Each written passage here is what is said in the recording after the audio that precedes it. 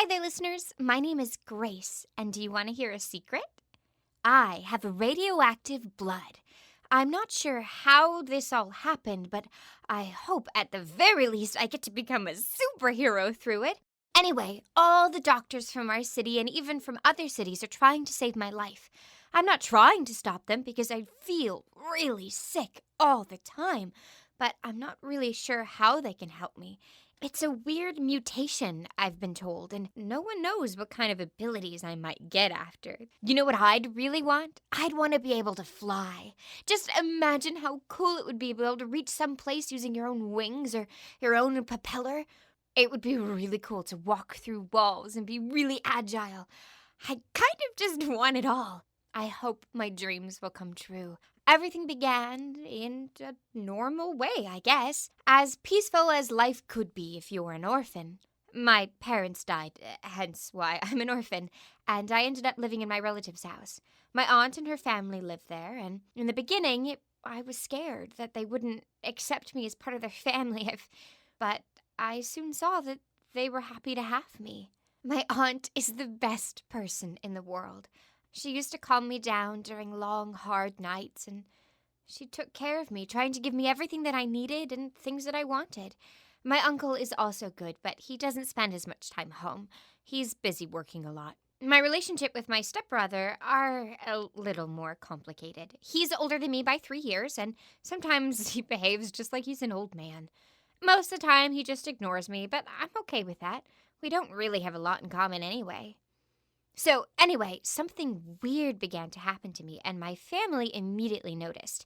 At first, they thought I was sick with, something normal. I began to feel dizzy and nauseous all the time. Also, it was hard for me to wake up in the morning. That's why I used to walk around the house like a zombie, and I was losing consciousness frighteningly often. My aunt gave me different kinds of medication, but nothing was helping.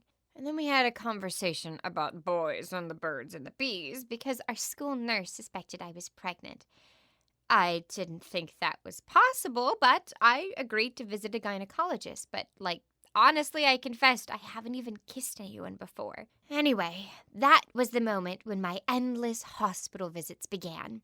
My aunt decided that it wasn't okay for a teen girl to feel like that, and something was seriously wrong. I hate being in a hospital. All those shots, tests, checkups, cold stethoscopes, ugh.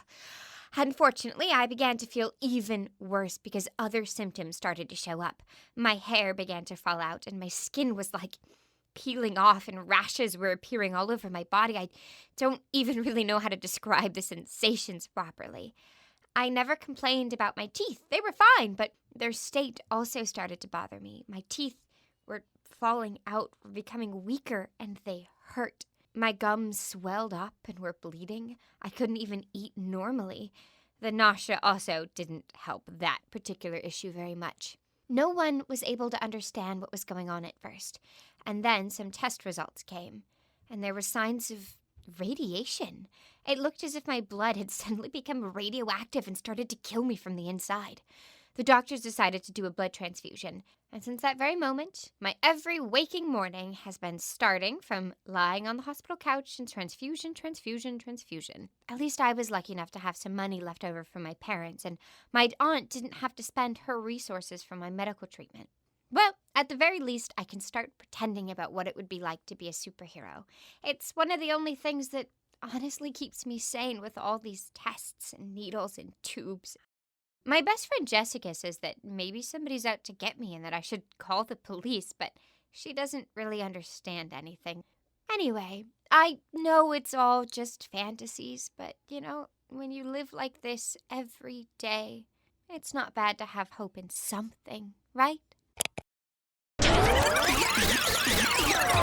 My name is Jessica, and I'm the best and the only Grace's friend.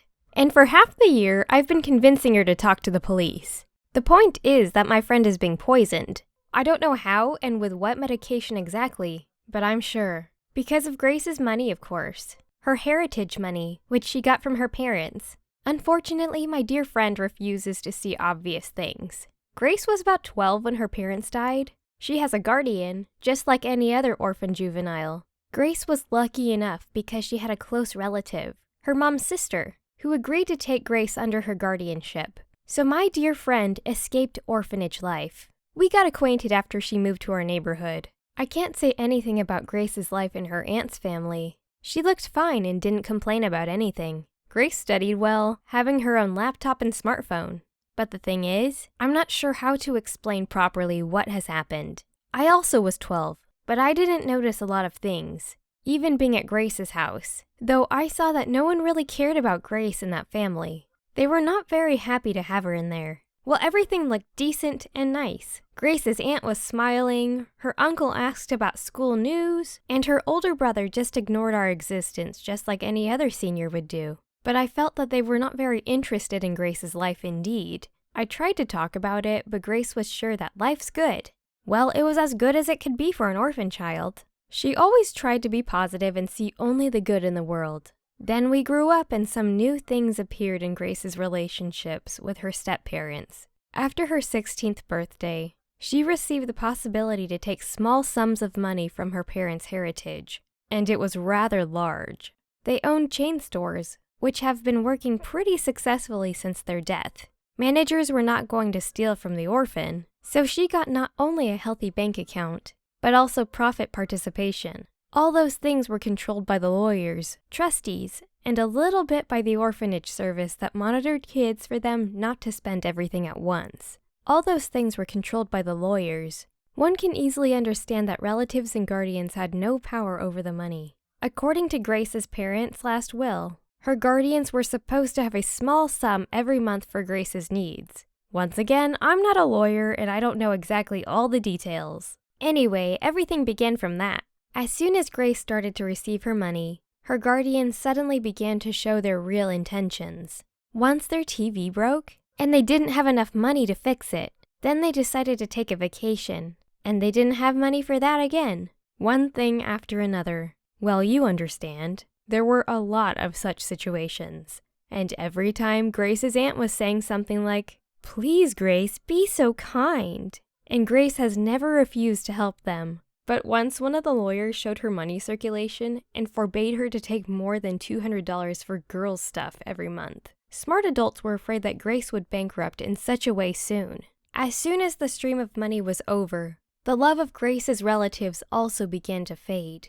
I saw her uncle screaming that she's a mooch and she's bothering them, although they were not going to kick her out. And then this started to happen to Grace. At first, I thought it was because of the exams and nerves. Grace looked pale, even green.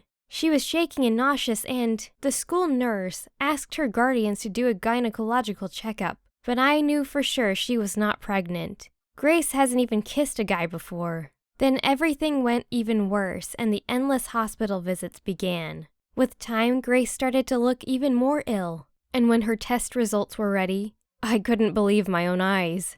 Where could an ordinary girl from the suburbs get radiation? And the amount of it was so high that it started to kill her. Suddenly, I, and also Grace's lawyers, began to understand that my friend is being poisoned. I have no proof, and Grace is talking about some nonsense about superheroes. At least she agrees to have medical treatment. I'm scared that soon it will be useless. As far as I know, her guardians are already petitioning a court to deem her mentally incompetent. Like she's completely insane. And I'm sure that as soon as they get the document, Grace won't live long, or she would live as a special kind of superhero, a deranged one. She'll end up somewhere in the cheapest asylum. It's because the guardians of the mad person are almost his or her inheritors. It means they will have unlimited access to Grace's money, and her life will be over at that moment. Now I'm trying to convince her to talk to the police until it's too late. I'm crying every night because I'm afraid not to see her again. I hope everything will be fine. Please write in the comments what do you think about the story and its characters. Like the video, share it with your friends, and don't forget to subscribe to see the next videos.